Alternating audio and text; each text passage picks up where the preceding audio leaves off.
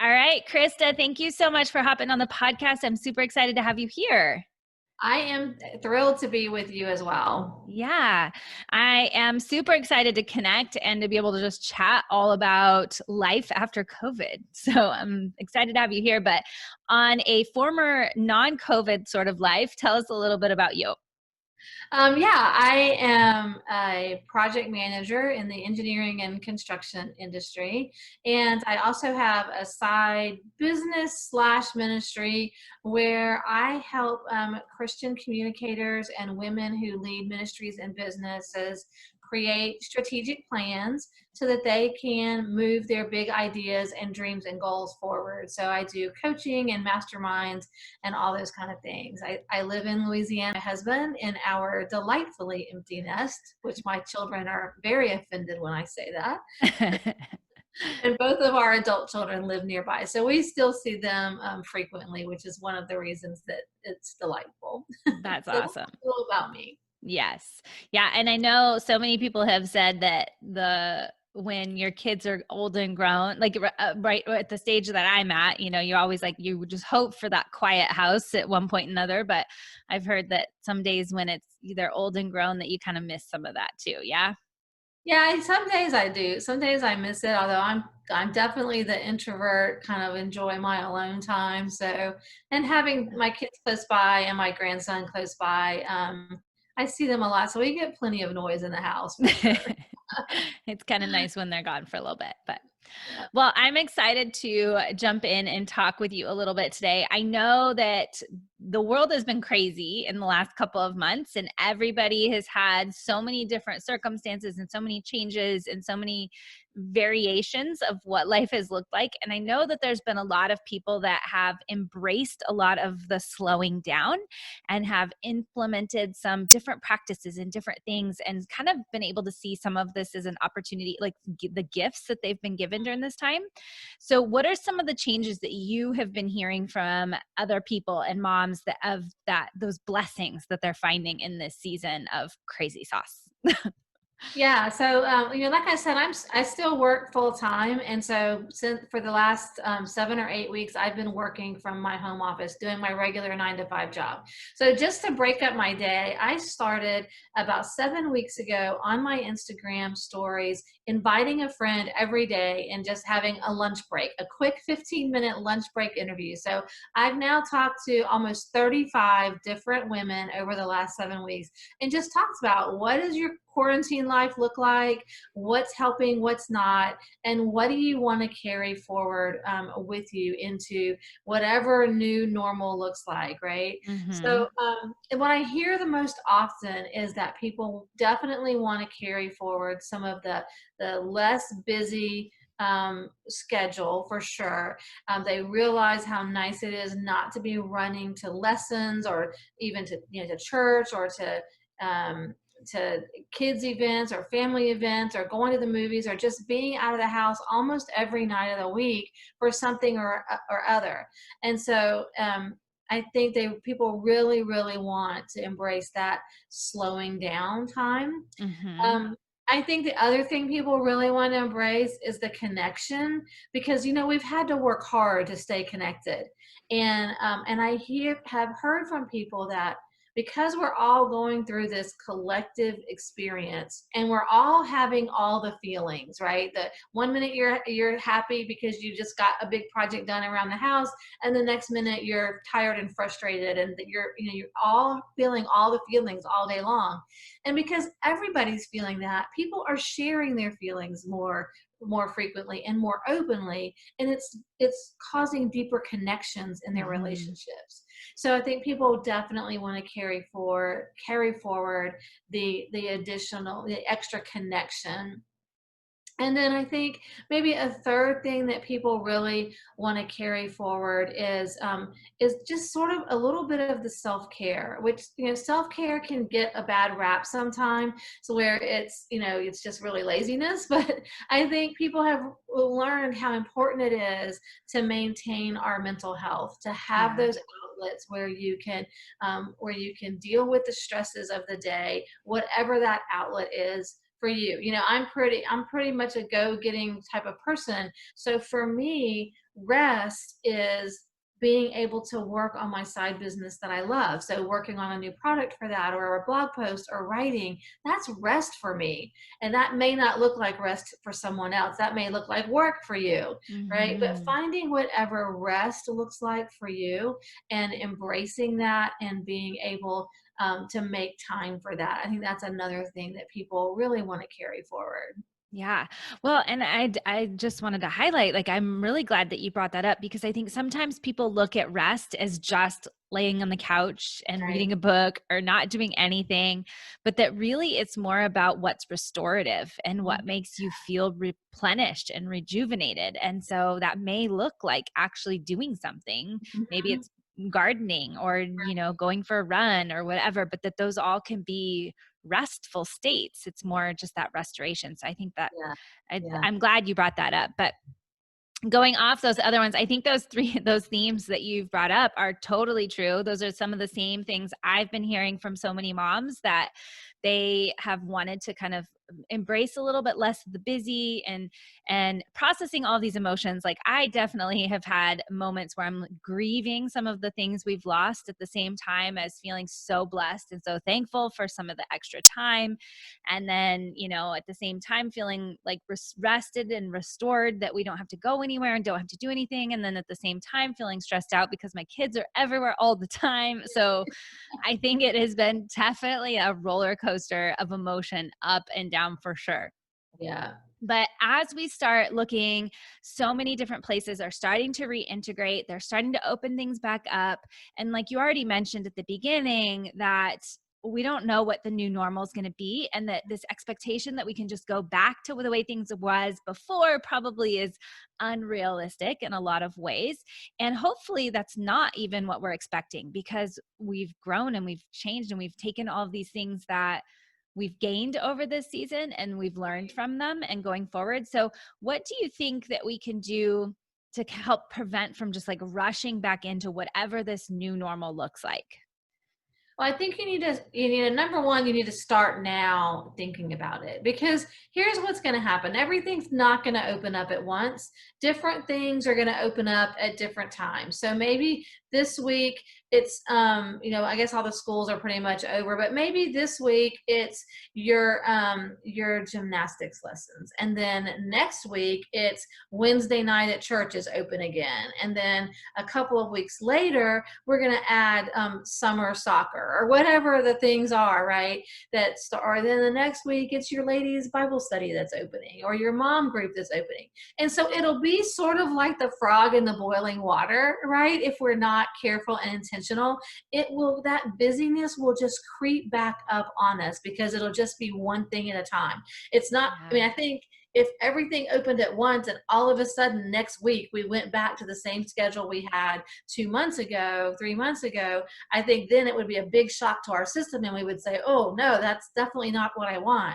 But when it's going to creep up on us, Hmm. I think before we know it, we could be right back in the situation we were in before if we don't take some proactive steps now. So what I'm really encouraging people to do is to spend some time now, and get out a notebook, a piece of paper, whatever, and start writing down what are the things that are really fueling you right now. What are some of those things you want to carry forward, and more importantly almost is why those things are important to you. What has it Hmm. done for you and your family? What has it done for your finances? Like, I know one thing for me is we've been able to save money during this time because we're not spending it on all these other things. So for me, I want to say, okay, well, what was I not spending money on for the last 3 months? Do I need to spend money on those anymore? Yeah. So get to the why of why those things were important to you and why those things are something that you want to hold on to. And then start thinking about how you want to implement those going forward. One thing to do is look at all those things and say, we are, I'm only going to be out 3 nights a week, or I know that I'm going to give up this event and I'm going to give up these lessons or whatever it is. Pre-decide those things right now, so that Mhm. when the time comes and somebody pressures you and says, oh, it's time to come back to, come back to the gym, well, hey, I've been doing pretty good working out at home. And so I think I can keep working out at home and not have to be out at the gym to work out, or Yeah. whatever it is for you. Pre-decide now what you are not going to go back to. So when the time comes to go back to that, then it's easier to say no if you've already decided to say no than if you have to react in the minute, because in the minute you're just going to go because it's what you know, right? If you don't have any pre-thought into what you're going to do. Yeah.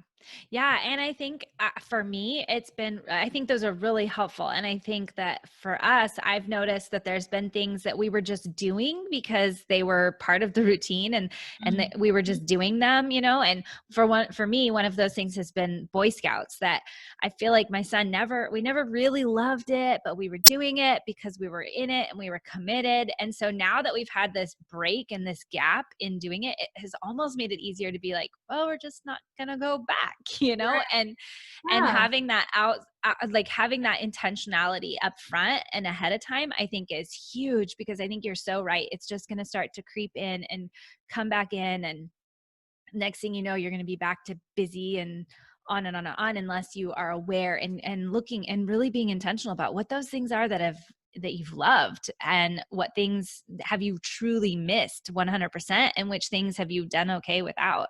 Yeah, I mean, I think Yeah. even the things you've done okay without, I mean, there's certain benefits to your son for being in Boy Scouts. So what were those benefits? And, whether it was things that he was learning, kids he was hanging out with, going on camping trips, whatever it is that he was getting from that, how can you, without doing Boy Scouts, how can you Hmm. incorporate those things into your life and into your routine, so that you're not giving up all of the benefits of Boy Scouts, but you're giving up the busyness of Boy Scouts. Yes, yes, for sure. For sure.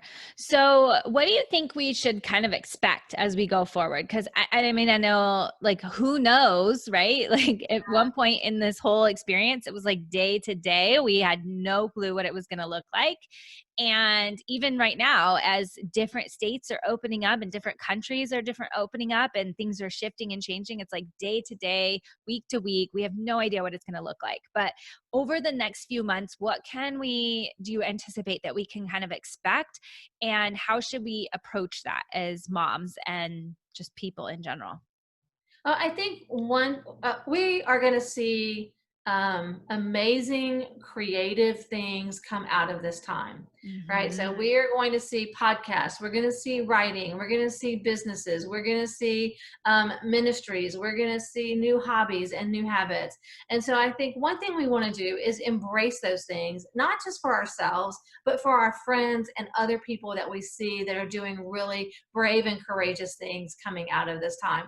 We want to be women who support one another and who cheer each other on during that time. So I would love Yes. to see women watching for what other women are doing and cheering them on and supporting and helping them do that. I think another thing that we will see is I think we've really broken the paradigm of certain jobs have to be done in an office. Mhm. Um, I know I never expected that my job could be done from home, but it actually has been. And so I think we will see companies and even other solopreneurs who may have gone to an office in the past. I think are now a lot of that's going to be shifting at home. And so I think because of that, we're going to go back to more of, like in the 1950s, the home was the center of life.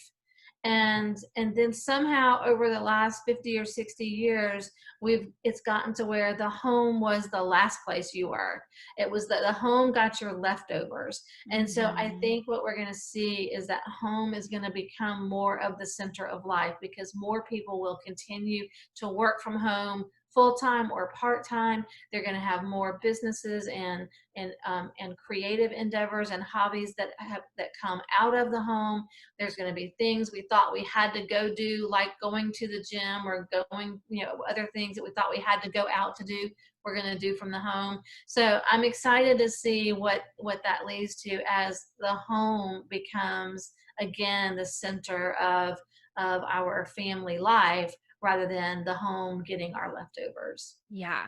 Yeah, for sure. And I think it would be important to highlight too, just going back to your idea about intentionality, is that one thing we've noticed is that because my husband is working from home, is that it's almost eliminated this line between work and home. Oh And yeah. so as more people are moving towards this like extended version of staying and Hmm. working from home, I think Hmm. it's just really important to have those conversations and like highlight that working from home has had lots of benefits and lots of amazing things. But I've noticed like at night, my husband, as soon as the kids go to bed, he's out there working, and he's working before I'm up in the morning. And it's like work just was crazy, taking over our home life all the way around.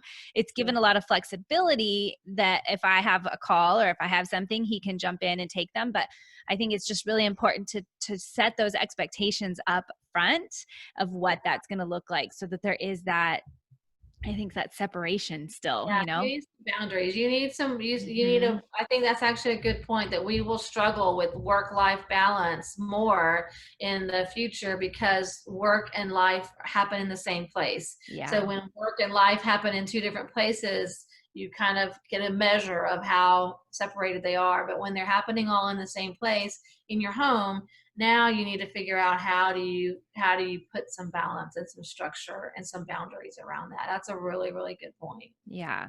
Yeah.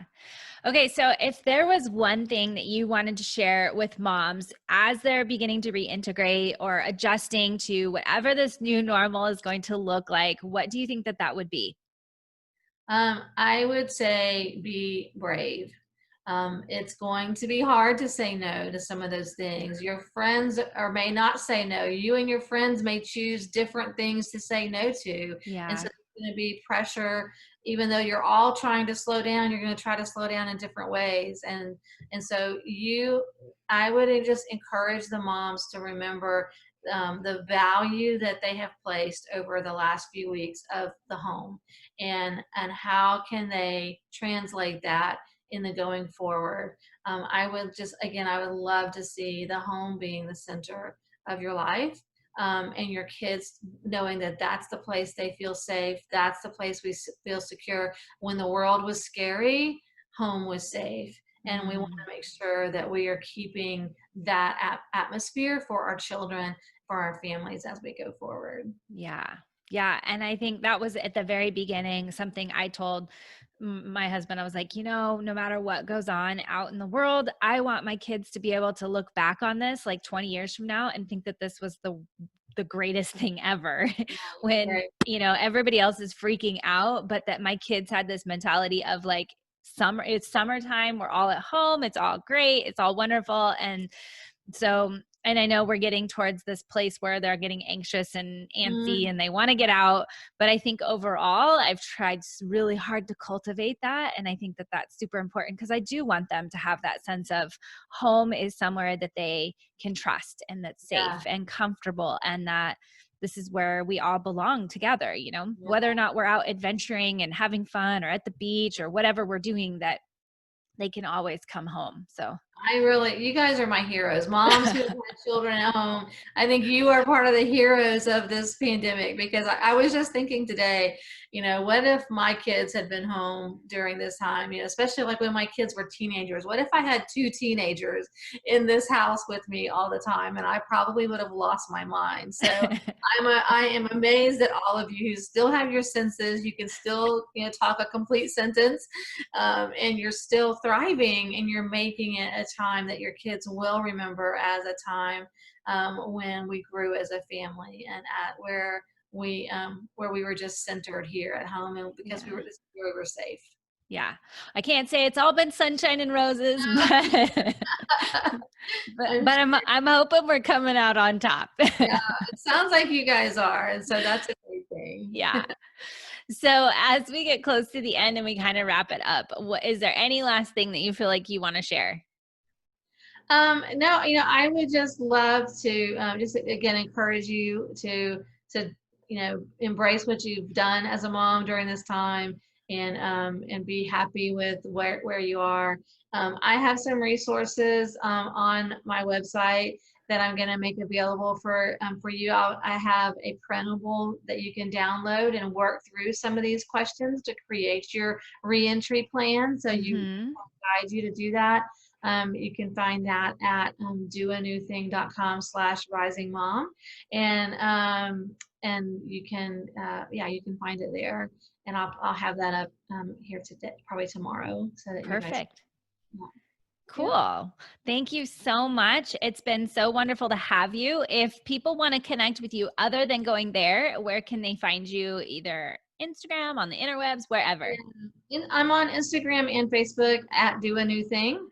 So you can find me there, connect there. I think I'm going to take a little break from the lunch break live interviews, but I have loved doing them. So I think I probably will institute them again and give myself a little break and then do them maybe a couple of times a week or every other week or something like that. So Yeah. I'd love to, to do I love to have those conversations and would love for you guys to join me there. Yeah. That sounds like an awesome idea. I love that idea.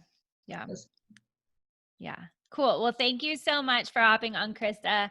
I hope that as each mom kind of navigates this, whatever new normal looks like for everybody, because I think that's the beautiful thing is that we've all been in this collective experience Mhm. and riding a similar wave, but yet it's all been so unique for every single person. So I think as we navigate through each and every single person, it really is just giving us that opportunity to take a step back and reflect on how we're going to move forward and how we're going to do it with really good intention and not just jump right in that boat that we were in before. So thank you so much for sharing. Thank you for inviting me. I've enjoyed our time. Yeah.